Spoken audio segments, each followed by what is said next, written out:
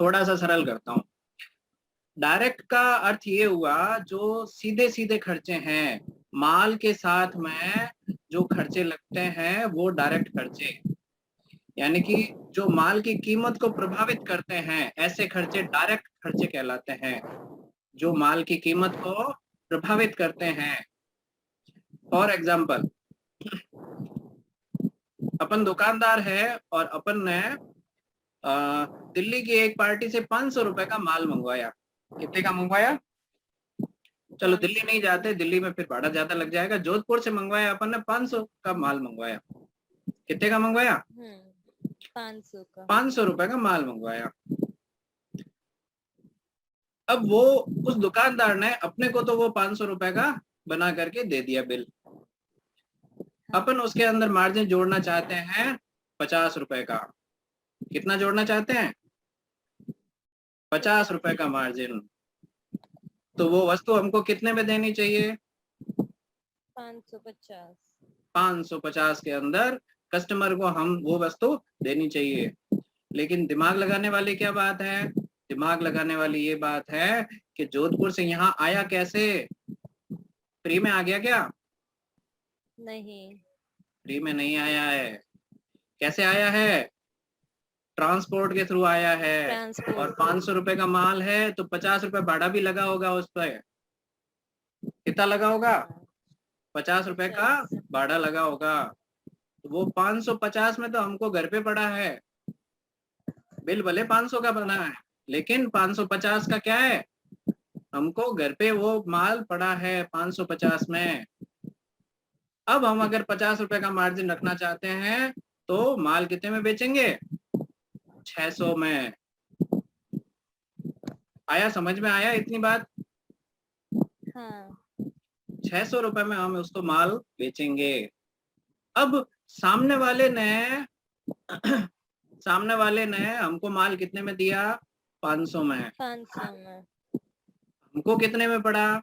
550 में। तो ये जो बीच के 50 रुपए है ना, ये डायरेक्ट एक्सपेंसेस है।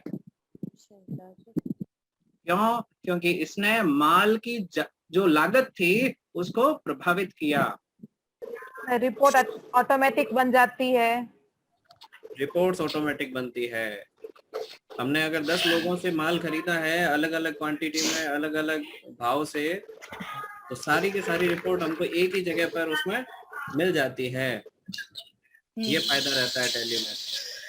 अगर किताब में कहीं अलग अलग लिखे हुए हों तो हमको ढूंढने पड़ते हैं कि भाई किस तारीख को कौन से आदमी से कितने का माल और क्या भाव से माल खरीदा था। जबकि टैली के अंदर भाव, क्वांटिटी, क्रेडिटर्स, इन सब की अलग अलग लिस्ट, हम अलग अलग रिपोर्ट्स हम निकाल सकते हैं। और क्या फायदे हैं इसके? सब लोग बताइए, सब लोग बताइए।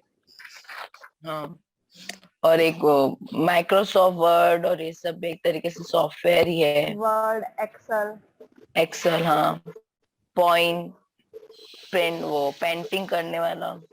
ठीक है, ये सारे ये सब एक एप्लीकेशन तरीके सॉफ्टवेयर से कहलाते हैं। क्या कहलाते हैं ये सब? Application software. एप्लीकेशन सॉफ्टवेयर कहलाते हैं। Application software. अब ये सॉफ्टवेयर सब अलग अलग काम करते हैं। फॉर एग्जांपल, जैसे MS वर्ड को अगर हम लेते हैं तो वो एक टेक्स्ट सॉफ्टवेयर है। क्या है वो? एक टेक्स्ट सॉफ्टवेयर है जिसमें हम टेक्स्ट लिख करके या फिर टेक्स्ट की किसी भी प्रकार की हम फॉर्मेटिंग कर सकते हैं। वो सारे के सारे टेक्स्ट सॉफ्टवेयर में कहलाते हैं। जैसे नोटपैड है, वर्डपैड है, MS वर्ड है, ये सारे टेक्स्ट बेस्ड सॉफ्टवेयर है। इसके अलावा एक्सेल में क्या काम होता है? डेटा एंट्री का काम होता है। तो वो डेटाबेस सॉफ्टवेयर है। क्या है वो डेटाबेस सॉफ्टवेयर है। ऐसे कैसे? एक पावर पॉइंट करके प्रोग्राम होता है। आपने कई सारे ऐसे मीटिंग्स में या फिर कई सारे अगर कहीं बड़े लेवल पे आप जाते हो तो प्रोजेक्ट दिखाने का काम होता है प्रोजेक्टर पर, है ना। बड़ी दीवार पर एक एक वो रिमोट से ऐसे चेंज करता रहता है, स्लाइड्स चेंज होती रहती है। वो जो काम होता है वो होता है पावर पॉइंट के अंदर। पहले के अलावा भी इन छोटी छोटी चीजों की भी आपको जानकारी होनी चाहिए, इसलिए ये टॉपिक अपन खींच रहे हैं।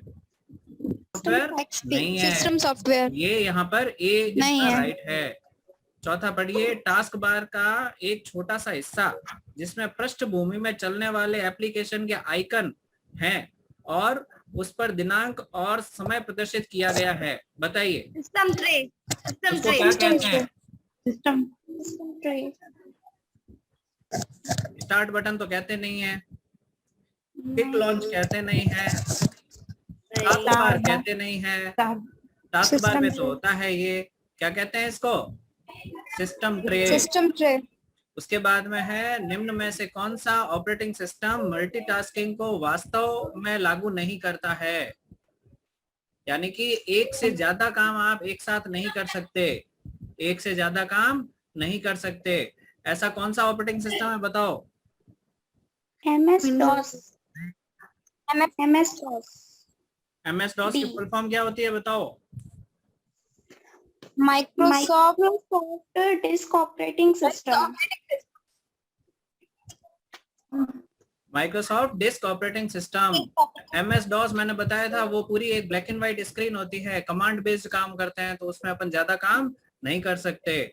जबकि अपन जो कंप्यूटर अभी काम में ले रहे हैं उसमें कॉरल चल रहा है, फोटोशॉप चल रहा है, गूगल क्रोम चल रहा है, सब चीजें उसमें चल रही है ना, अपनी पढ़ाई हो रही है। देखो पीछे की तरफ यहाँ पर आप देखेंगे तो ये मेरी मेल आईडी खुली हुई है, ये जो सॉफ्टवेयर है जूम का वो चल रहा है, सब चीजें एक साथ चल रही है। डॉस में ये सब चीजें संभव नहीं है। उसके बाद में है निम्न में से कौन से,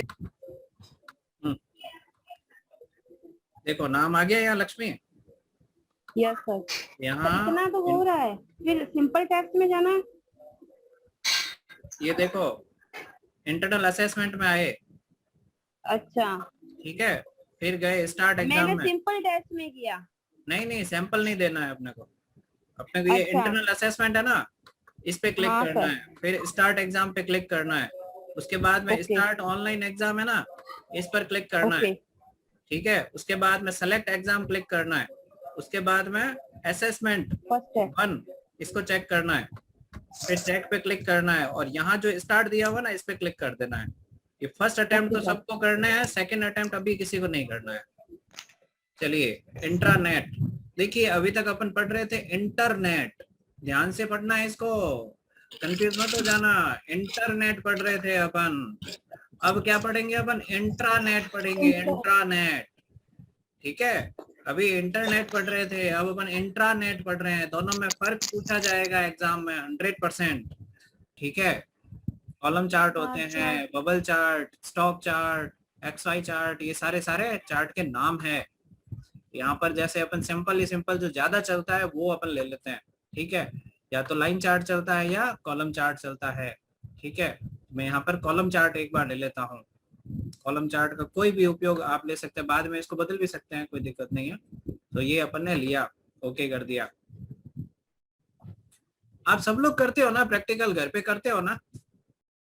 हाँ सर। शेयर किया करो ना, उसमें ग्रुप में शेयर करो। देखो वो साक्षी शेयर करती है कि भाई मैंने आज ये किया, ये बनाया, अच्छा शेयर करो। बाकियों को भी कितना मजा आ रहा है ये देखने के बाद में, अरे यार इसने कर दिया तो मैं भी करती हूँ। तो इसको अपन यहाँ पर, जैसे मैं RSCIT का लोगो कोई है स्क्रीन पर, मैं उसको कॉपी कर रहा हूँ। तो इसको लिया, जैसे ही अपन उसको खींचेंगे बनाएंगे वैसे वैसे उतना को उतना क्रॉप होकर के यहाँ पर आ जाएगा। आया समझ में आया? वेबसाइट जब भी हम कोई खोलते हैं तो वेबसाइट खोलते ही जो पहला पेज आता है वो होम पेज कहलाता है। क्या कहलाता है? होम पेज कहलाता है। ये जो हाइपरलिंक आ रहा है ना बार बार, ये हाइपरलिंक क्या है?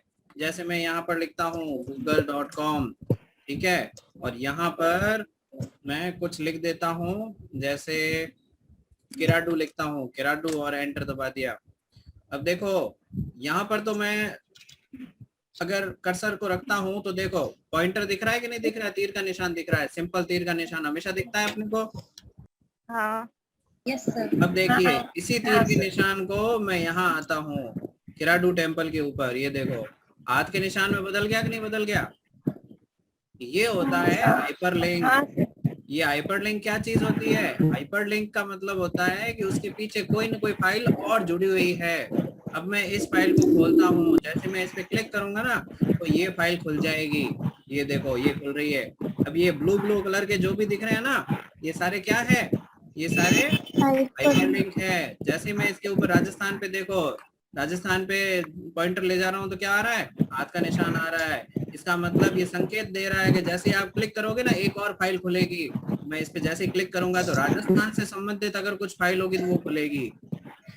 देखो इसके अंदर खूब चीजें दी हुई है, जैसे ये देखो ये गुजरात दिया हुआ है। ये जो जो हाईलाइट की हुई है ना उन सब पे अपन क्लिक कर सकते हैं। जैसे ये largest Indian state by area, यहाँ जैसे ही हम क्लिक करेंगे तो देखो इससे संबंधित अगर कोई फाइल होगी तो वो फाइल खुलेगी। ये देखो ये कॉपी कर दिया। अब मैंने लिखना कहाँ से शुरू किया, आप अगर वर्ड का फाइल खोलेंगे तो वहां से जब आप लिखना शुरू करेंगे तो देखो ये थोड़ा सा ना गैप छूट रहा है ना।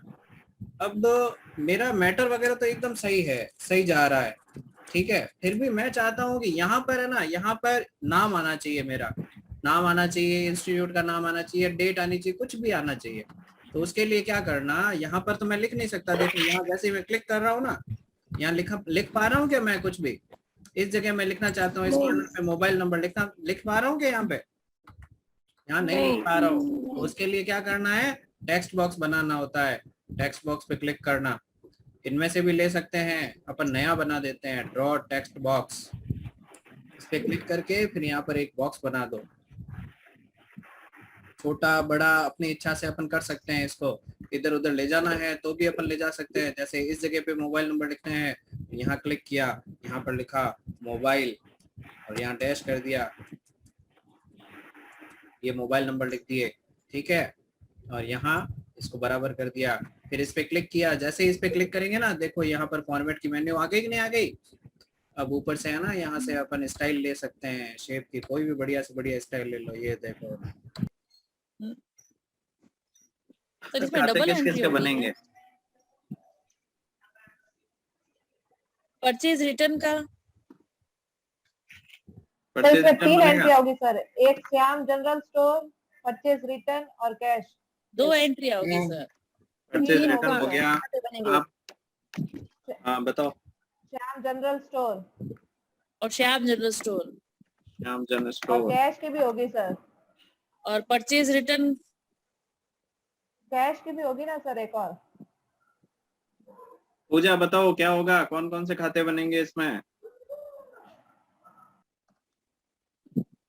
सर इसमें 2 एंट्री होगी। श्याम जनरल स्टोर, 2 एंट्री होंगी। 2 अलग अलग एंट्रीज होगी सर। सिर्फ 2 ही एंट्रियां होगी? नहीं सर, 2 एंट्री नहीं, या तो 4 करेंगे या 3 करेंगे सर। 4 होगी। 4 क्यों होगी सर? कैश दिया है तो श्याम जनरल स्टोर को, 2 मतलब 2 अलग अलग चीज। एक एंट्री ये हो गई हाँ। सर, एक एंट्री ये हो गई और एक इसके अलावा और, मतलब वो होगी। ये हाँ, एक एंट्री है ना श्याम सर। जनरल स्टोर और कैश की। इस सर क्वेश्चन में ऐसे होगा सर, जैसे क्वेश्चन है ना उस हिसाब से 4 होगी। 4 नहीं 2 खाते 4 होंगे लेकिन एंट्री 2 होगी। हाँ, खाते तो 3 ही बनेंगे श्याम जनरल स्टोर का, वैसे देखा जाए तो। पहली एंट्री सही है क्या, देखो पहली एंट्री सही है क्या? Yes sir. पहली एंट्री सही है, दूसरी एंट्री गलत है। पहली एंट्री में बताओ क्या क्या चेंजेस होगा। श्याम जनरल स्टोर को डेबिट करेंगे और परचेज रिटर्न को क्रेडिट करेंगे 9,850।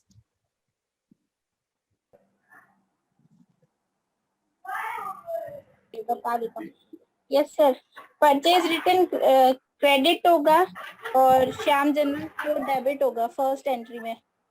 क्या होगा सुनंदा? हाँ, दूसरी एंट्री क्या होगी? दूसरे में कैश की Shyam general store, cash Shyam general store और कैश की होगी। कैश क्रेडिट होगा और कैश को क्रेडिट करके श्याम जनरल डेबिट करेंगे।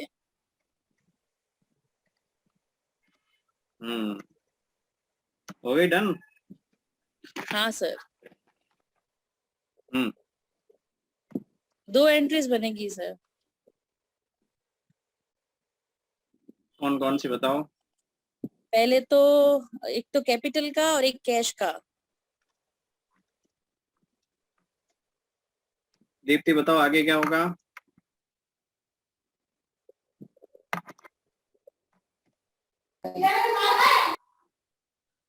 बैंक का बनेगा और कैश का बनेगा। दूसरा अकाउंट। पहले इसमें बताना है कि इसमें क्या काम। इसमें बताना 50। सॉरी सर कैपिटल में आएगा क्रेडिट। क्रेडिट। कैपिटल क्रेडिट में आएगा, पक्की बात?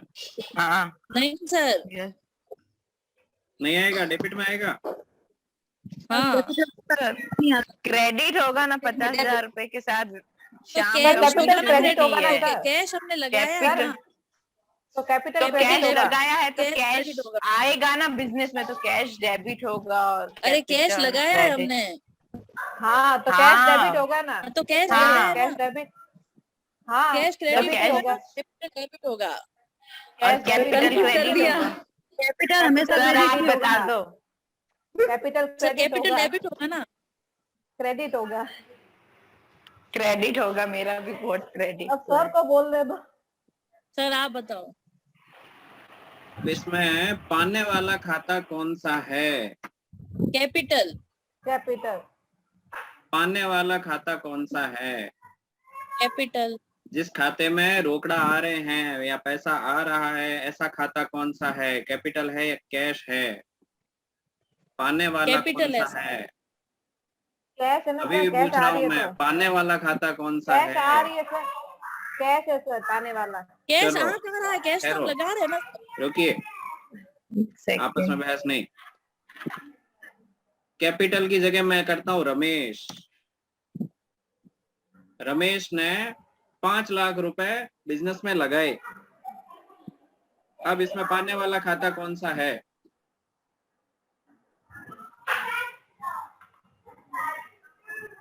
कैश है ना सर। कैश है ना सर। कैश सुनंदा बताओ, पाने वाला कौन कैश सा होगा। है? Cash cash cash. Cash cash. Cash पाने वाला है, पक्की बात? हाँ सर। Yes sir. पक्की बात? हाँ सर। Yes sir. और रमेश हो जाएगा क्रेडिट। Yes sir. तो अपन ने दुकानदार का नाम नहीं लिखा है, रमेश नहीं लिखा है।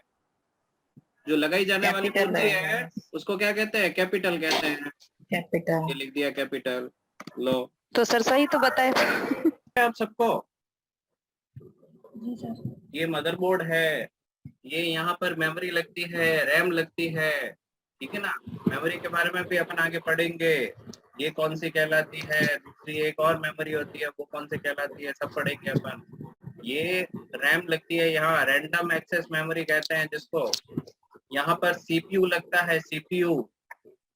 वैसे तो बोलचाल में क्या होता है कि अपन जो डिब्बा होता है ना, पूरा जो बॉक्स होता है कंप्यूटर का, एलसीडी के पास में रहता है, उसको पूरे को ही हम सीपीयू कह देते हैं। लेकिन वो पूरे सीपीयू नहीं होता है, वो कैबिनेट कहलाता है। क्या कहलाता है वो? कैबिनेट कहलाता है। जो सीपीयू, मेन सीपीयू लगता है ना, वो इसके अंदर लगता है। एक चिप होती है, उसको सीपीयू कहा जाता है। ये देखिए, ये मैं खोल के बताता हूँ आपको। ये देखो, दिख रहा है? इसके अंदर चिप लगती है। ये यहाँ पर चिप लगेगी, उसके बाद में ऊपर ढक्कन लगेगा, ये पैक होगा। फिर उसके ऊपर जाके क्या लगेगा? फैन लगेगा, सीपीयू फैन कहते हैं उसको। एक पंखा लगेगा जो इसको ठंडा रखता है। इसी प्रकार एक और मेमोरी होती है जिसको हार्ड डिस्क कहते हैं। ये हार्ड डिस्क ऐसी होती है, ये देखिए, नॉर्मल हार्ड डिस्क होती है ये इस प्रकार की होती है। ये कंप्यूटर का मेमोरी कार्ड है। जैसे मोबाइल का SD कार्ड आता है अलग से, वैसे ही क्या है, ये कंप्यूटर का मेमोरी कार्ड है। इसी के अंदर सारा डेटा इंस्टॉल रहता है, ऑपरेटिंग सिस्टम से लेकर के एप्लीकेशन सॉफ्टवेयर वगैरह सब। देखिए, ये मैंने 3 पैराग्राफ लिखे, ठीक है। 3 पैराग्राफ लिखने के बाद में यहाँ हम गए, बुलेट एंड नंबरिंग दिया, और बुलेट्स के पास वाले पे बटन पे क्लिक किया।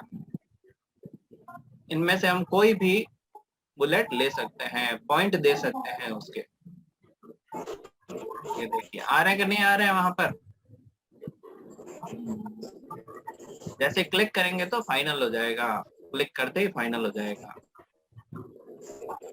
अब इसका फायदा क्या है कि जैसे ही लास्ट वाले पॉइंट पे जाकर के आप एंटर करोगे, अगला बुलेट अपने आप आ जाएगा, आपको बार बार नहीं लेना है, ऑटोमेटिक आ जाएगा।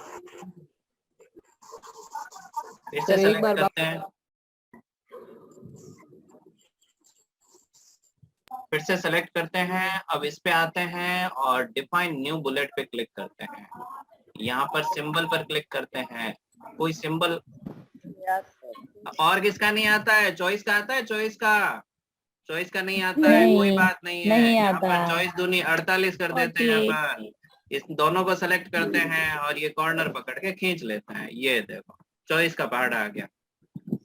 और बाई चांस अगर आपको ये भी पता नहीं इनके चॉइस और चॉइस 48 होते हैं या फिर चॉइस दूनी कितने होते होंगे, वो भी अगर आपको नहीं आता है तो भी कोई समस्या नहीं है। यहाँ पर लगाना बराबर का सिंबल, ठीक है। और यहाँ पर चॉइस वाली जो सेल है ना, इसको कर लेना सेलेक्ट, ठीक है। उसके बाद में गुणा का निशान लगाना, फिर लगा देना 2। चॉइस दूनी कितने हो गए? 48। यहाँ पर आप 48 आराम से लिख सकते हैं। अब जैसे कि आपको पहाड़ा चाहिए 52 का, तो 52 दूनी कितने होते हैं आपको पता नहीं, तो क्या करना, 52 और एंटर कर दो। 104। देखो 52 दूनी कितने होते हैं? 104। ये यहाँ पर लिख दो 104 और उन दोनों को सेलेक्ट कर लो, फिर यहाँ पर इसको पकड़ के खींच लो। ये देखो ये हो गया 52 का पहाड़ा। ये बहुत अच्छा अपन ने पैराग्राफ को हिंदी का टाइप कर लिया। अब क्या करना, इसको सेलेक्ट करना, इंसर्ट के अंदर जाना और कैप पे क्लिक करना। ये हिंदी अखबार की न्यूज होती है कि नहीं होती है? ऐसी होती है ना। इंग्लिश अखबार की ऊपर वाली होती है, हिंदी अखबार की नीचे वाली होती है। मजे की बात क्या है, अपन इसके अंदर भी चेंजेस करेंगे। चेंजेस कैसे कर सकते हैं? यहाँ क्लिक करेंगे ना, देखो इसको भी अपन सेलेक्ट कर सकते हैं। ऐसे सेलेक्ट करके, इसको सेलेक्ट करके और यहाँ से अपन इसका फॉन्ट भी बदल सकते हैं। देखो ये फॉन्ट बदल दिया मैंने, इसका फॉन्ट आ गया कि नहीं आ गया? अलग फॉन्ट आ गया। उसके बाद में अपन क्या करते हैं, फिर से जाते हैं इसमें, इंसर्ट में जाते हैं, ठीक है। फिर से अपन क्या करते हैं, तो पूरे को अपन फिर से सेलेक्ट कर लेते हैं दोबारा से, किया, ठीक है। फिर गए ड्रॉप कैप के अंदर, अब गए अपन इन मार्जिन के अंदर। अगला ऑप्शन क्या है? In margin. एक व्यक्ति पूरा ये जो कुछ मैं सिखा रहा हूँ ना, एक व्यक्ति पूरी अपनी गृहस्थी चला सकता है इतना सीखने के बाद में। वो आपको कोशिश करनी है, ठीक है। जितना मैं सिखाता हूँ अच्छे से अच्छे सीखो, घर पे प्रैक्टिस करो, ग्रुप के अंदर स्क्रीनशॉट्स भेजो ताकि और लोगों को भी मजा आए काम करने में। इस स्पर्धा बने एक।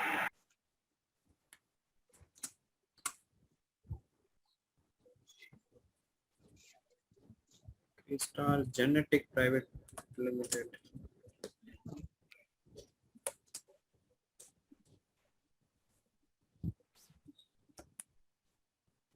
R1 kg 10 820 इसबगोल रानी 1 kg। इसबगोल रानी 1 kg बनाया था ना अपन ने? Yes sir. हाँ सर बनाया था। अच्छा सर वो शायद पार्टी का नाम था। नहीं, आइटम था। सॉरी। इसबगोल नाम की पार्टी कौन होती है?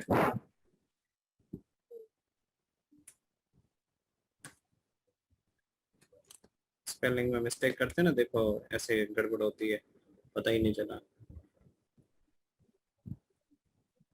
अभी अगर अपने याद नहीं होता, बहुत दिन पहले की एंट्री होती है तो नया क्रिएट कर देते, फिर एक ही आइटम के अलग अलग स्पेलिंग के 2 खाते हो जाते, फिर कभी एंट्री इसमें जाती कभी इसमें जाती, और ओवरऑल अपने को दिखाता ही नहीं कभी कितना आइटम है अपने पास में, स्टॉक में कितनी चीज है, बड़ा कंफ्यूजन हो जाता है।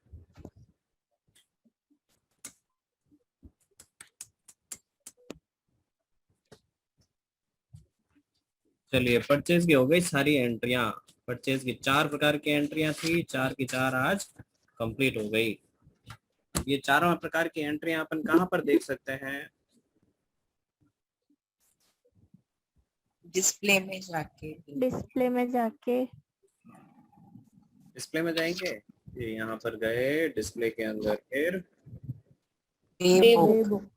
डे बुक के अंदर गए, सारी की सारी एंट्रियां अपने को यहाँ पर दिख रही है, लेकिन ये अभी सारी की सारी एक ही डेट को लिखी हुई है, इसलिए एक ही डेट में दिख रही है, ठीक है ना। ओरिजिनल टैली में जब भी काम करोगे तब ये एक ही डेट पे नहीं आएगी, अलग अलग डेट आपको डालनी पड़ेगी। और उस समय अपन सारी एंट्रियां एक साथ देखने के लिए क्या करेंगे, अल्टर के साथ F2 दबाएंगे। क्या दबाएंगे, देखो ऊपर की तरफ दिया हुआ पीरियड लिखा हुआ ना यहाँ पर, देखो अल्टर के साथ में F2 दबाएंगे। तो यहाँ पर अगर सारी एंट्रियां आप तक की देखनी है तो क्या करेंगे, पहले तो आप 1 अप्रैल लेंगे, क्योंकि 1 अप्रैल से ये शुरू किया है, ठीक है। और यहाँ पर नीचे की तरफ क्या कर देंगे, स्पेस दबा देंगे, यानी खाली कर देंगे उसको, जो भी डेट आ रही है उसको, ठीक है। और यहाँ पर एंटर दबा देंगे। तो अब तक की सारी 1 अप्रैल से लेकर के आज दिन तक की सारी एंट्रियां आ जाएगी। अगर बाई चांस आपने फ्यूचर की एंट्री भी कर दी है, कोई 2 महीने बाद की एंट्री भी आपने भूल से कर दी है, 4 की जगह 5वां महीना सेलेक्ट कर लिया, तब भी वो उसकी एंट्री भी यहाँ पर दिखा देगा, ठीक है। अब देखो, अब अपन ने परचेज की कितनी एंट्रियां की है, 4 प्रकार की एंट्रियां की है। अब इसका फायदा क्या है, अपन सारी चीजें परचेज में भी डाल सकते थे, एक अकाउंट में भी अपन डाल सकते थे, ये जितनी दिखा रहा है ना उतने उतनी वहां पर भी दिखाता है अपने को। लेकिन उस चीज का फायदा क्या है, फायदा ये है कि अगर मुझे ये सर्च करना है कि मेरा कितने रुपए का माल या फिर कितना कितना कौन कौन सा माल राजस्थान से ही खरीदा हुआ है, 0% पे खरीदा हुआ है, ठीक है, तो अपन कैसे देखेंगे, वो एक ग्रुप का कैसे देखेंगे अपन, तो इसको बैक में आएंगे, फिर जाना अपने को अकाउंट्स बुक में, ठीक है। Yes sir. अकाउंट बुक्स में आएंगे, उसके बाद में फिर एंटर दबाना, उसके बाद में आना लेजर के अंदर, ठीक है, फिर एंटर दबाना। अब यहाँ पर अपन सर्च करेंगे, यहाँ पर देखो अपने परचेज के सारे खाते हैं कि नहीं है। Yes sir. Yes sir. Exempt अगर अपन लेंगे तो कौन सी चीजें बताएगा अपने को, जो राजस्थान से ली हुई और 0% है, छूट वाली है। जैसे ही एंटर करेंगे तो देखो इतनी इतनी पार्टियों से आपने ऐसा माल खरीदा है जो राजस्थान का है और प्लस छूट का है, एग्जेम्प्ट है, ठीक है। ये एग्जाम्प्ट की एंट्रियां हो गई आपकी एकदम मतलब अलग। अब ये जो 1,23,300 रुपए नीचे क्लोजिंग बैलेंस बता रहा ना, इस पर अपने को कोई टैक्स नहीं भरना है, इस पर अपने को नहीं भरना है। परचेज एग्जाम्प्ट की एंट्रियां यहाँ पर मिल गई। अब अपन यहाँ पर बैक में आएंगे और अब मेरे को परचेज जीएसटी में जाना है। तो अब ये जो परचेज जीएसटी में मैं आया हूँ, ऊपर की तरफ देखो लेजर का नाम भी बता रहा है, परचेज जीएसटी में मैं आ गया हूँ। अब यहाँ पर ये वाली एंट्रियां कौन सी एंट्रियां हैं बताओ, जो राजस्थान से ही खरीदे और जिन पे टैक्स लगा हो। एक ही स्टेट से खरीदा है, अगर हम गुजरात के होते हैं, गुजरात में ये काम कर रहे होते तो वो एक ही स्टेट कहलाता है, ठीक है। राजस्थान मत रट लेना ज्यादा, नहीं तो राजस्थान वो कहीं गुजरात में या कहीं मध्य प्रदेश वगैरह में गए कहीं जॉब के लिए तो कहोगे कि राजस्थान से खरीदा हुआ है इसलिए टैक्स नहीं लगेगा, ऐसा नहीं है। मध्य प्रदेश में फिर वो मध्य प्रदेश का काम स्टेट से खरीदा हुआ, ठीक है। और ऐसे कैसे हम बैक में आएंगे, दोबारा से तीसरे वाले में जाएंगे, ठीक है, परचेज आईजीएसटी में। तो आज अपन ने क्या सीखा, एक तो परचेज की कंप्लीट कर दी और दूसरा अपन ने डिस्प्ले के अंदर जाकर के अकाउंट बुक के अंदर गए। डे बुक के अंदर तो सारी एंट्रियां बताएगा, है ना, वो तो डे बाय डे बताएगा। और अकाउंट बुक के अंदर क्या होगा, अकाउंट वाइज बताएगा। अगर मुकेश कुमार से माल खरीदा है तो मुकेश कुमार का जो अकाउंट है उस अकाउंट से अपने को पूरी डिटेल मिलेगी। परचेज का जो अकाउंट है परचेज के अकाउंट की पूरी डिटेल मिलेगी। इसको यहाँ पर कंज्यूमर कर दिया, यहाँ सेल्स जीएसटी ले लिया, यहाँ आइटम का नाम है PU form sheet, quantity quantity है 32380.95, ठीक है। अब मैं आगे पूछूंगा कि इसमें अपन ने गलत क्या किया है, गलती तो हुई है, ध्यान से देखो सब लोग।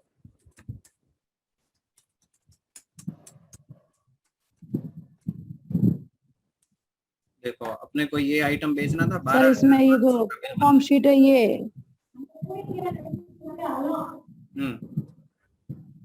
आवाज कट रही है सर आपकी। आवाज कट रही है आपकी। अपना जो बिल बनना है वो 12,500 का बनना है। तो अपन ने क्या गलती की है, कहाँ पर गलती की है अपन ने? 12,500 का बिल बनना चाहिए। आ रही है आवाज, आ रही है मेरी? Yes sir, yes sir. 12,500 का बिल बनना चाहिए ये वाला। कैसे बनेगा, कहाँ गलती हुई है बताओ? सर ये फॉर्म शीट 30 में थोड़ी ना आएगी।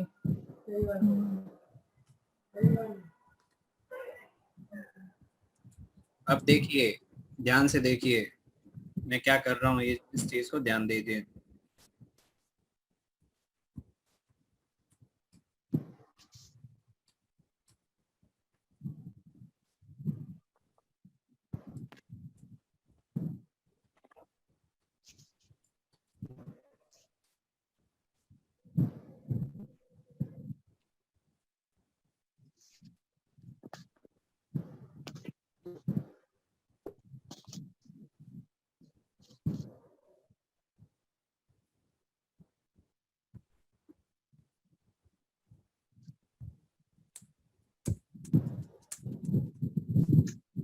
$12,450 का बिल हो गया। क्या किया था मैंने, क्या गलती की थी? आपकी इसकी जो रेट थी ना उसको इंक्लूड ऑफ टैक्स करके रेट डाल दिया वहाँ पर। जो रेट थी उसको टैक्स में कंप्यूटर ने क्या किया, include करके डाला तो वो गड़बड़ हो गई। हाँ तो टैली ने क्या कर दिया कि भाई वो जो मैंने रेट डाली थी उसको इंक्लूड ऑफ टैक्स अमाउंट, वो परचेज की थी और सेल्स में वो रेट डाल दी तो हमारा उसके बाद प्रॉफिट में रह उसमें गया। से भी जीएसटी माइनस करके और रेट कैलकुलेट कर ली, नीचे जीएसटी और जोड़ दिया। ठीक है ना? तो यहाँ आपने को इस ऑप्शन का यूज थोड़ा सा ध्यान से करना है। ठीक है, अगर सीधा सीधा अगर अपने को अमाउंट डालना है तो अपन यहाँ पर इंक्लूड ऑफ टैक्स के अंदर डाल देंगे। ये एंट्री अपनी कंट्रोल ए करके सेव कर देते हैं। फीस टैक्सेबल अमाउंट है, इसको टैक्सेबल अमाउंट कहते हैं। जो रेट होती है ना उसको टैक्सेबल अमाउंट कहते हैं कि उसके ऊपर टैक्स लगने वाला है। ठीक है, यहाँ पर लिख देंगे 2 टन इसी 1 piece then 36 C28.12 CGST SGST round off 81,100। ठीक है, इसको अगर यस करना चाहो तो कर दो, भले ट्रांसपोर्टेशन की डिटेल डालनी पड़ेगी, कंट्रोल के साथ ये दबा करके सेव कर देते हैं। अगर जैसे दुकानदार ने कहा कि भाई इनका 500 रुपए का बिल बना करके दे दो, 500 रुपए का बिल बना करके दे दो, तो अपन यहाँ क्या करेंगे, अपन उसकी जीएसटी कैलकुलेट करने की माथापच्ची नहीं करेंगे, डायरेक्ट अपन यहाँ पर इंक्लूसिव और टैक्स के अंदर 500 रुपए डाल देंगे। देखो रेट अपने आप अलग हो गई कि नहीं हो गई? जीएसटी के सिवाय जो रेट है वो अलग आ गई कि नहीं आ गई है? जो प्रोडक्ट की रेट है ना वो ये है 423.73, ये प्रोडक्ट की रेट है, जीएसटी अभी लगा नहीं है। ये नीचे अपन जीएसटी इसको ऐड करके अलग से और फिर अपन सरकार को देंगे। अब अपन कस्टमर को कितने में बेचेंगे? 500 रुपए में। सर अगर इंक्लूडिंग टैक्स करते हैं और तो उसमें रेट अपने आप आ जाती है क्या, अपन को लिखनी पड़ती है? रेट अपने आप आ रही है ना, अपने आप आएगी। ये देखो ना अपने आप अच्छा, आ रही है। रेट से जीएसटी। Okay okay. ये देखो ये एक पीस अपन ने लिखा, यहाँ पर रेट अपन 500 रुपए लिख रहे हैं। 500 क्या छोड़ो, ये 500 का आपको कंफ्यूजन हो रहा है, 450 लिख रहा हूँ। देखो 381.36 टैक्सेबल वैल्यू आ गया। अब 381.36 के ऊपर जब 18% या जो भी इसके अंदर टैक्स लग रहा है इस आइटम पे, वो जब टैक्स लगेगा तो ये ऑटोमेटिकली 450 तक पहुंच जाएगा। Okay sir. ठीक है, 450 में अपने को कस्टमर को देना ही है। ये देखो ऑटोमेटिक आ गया, 450 का बिल बन गया।